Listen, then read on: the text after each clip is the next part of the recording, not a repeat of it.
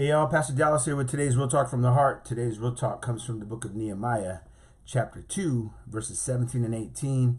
And let me read this to you.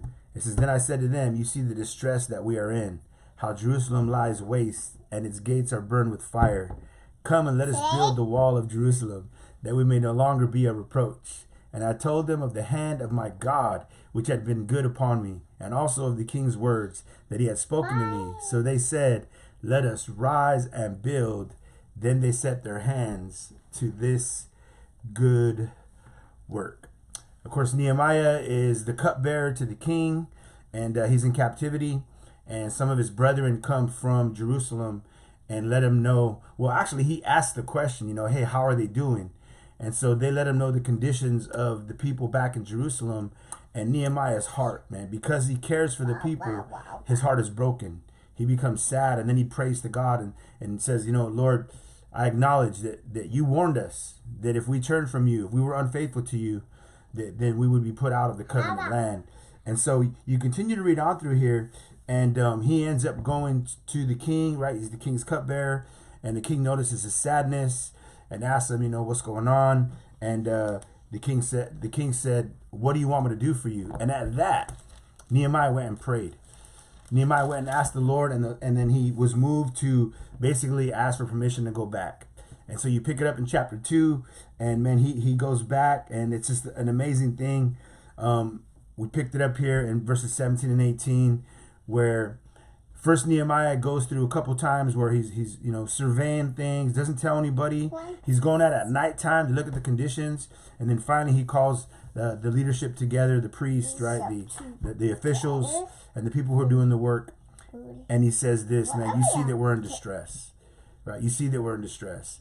And then he gives them that encouraging word, come, man, let us build. Man, let us build the wall of Jerusalem. It says that we may no longer be, right, a reproach or a shame. He says the hand of God, right, the good hand of God has been good upon me. And so he says also the king has given us favor. And based upon that, the rest of the people say, well, man, let's do it then, man. Let's rise up and build. And then it says this. It says, then they set their hands, right, to this good work. Man, those are the kind of people, man, that you want around you, man. When God's hand is in it, man, be sure that your hand is in it. They saw that God's hand was moving. God's hand was stirring. He was doing a fresh work, a new work. And they said, man, we are going to be a part of that work. And so, man, that just stuck out to me, man. When God's hand is in it, be sure that you set your hands to it. If the Lord is moving, man, get moving and listen and stay moving. Stay moving. Stay praying. Stay working. Stay about what the Lord has for you. When God is doing a fresh work, man, when God is doing a fresh work and it's evident, man, don't miss, man, personal revival by staying, listen, in some dead, old, man, works. And that could be either works of the flesh or just some religious works, man. You're never going to experience that personal revival if you stay doing them same either fleshly works or religious works. He says here, man, let us rise up and build.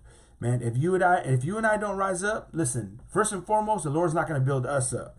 And second of all, he's not going to build through us. He's not going to build through us. Man, this passage just really touched me, man. Right now at Calvary Chapel Toppenish, man, we're seeing so many amazing things that God is doing.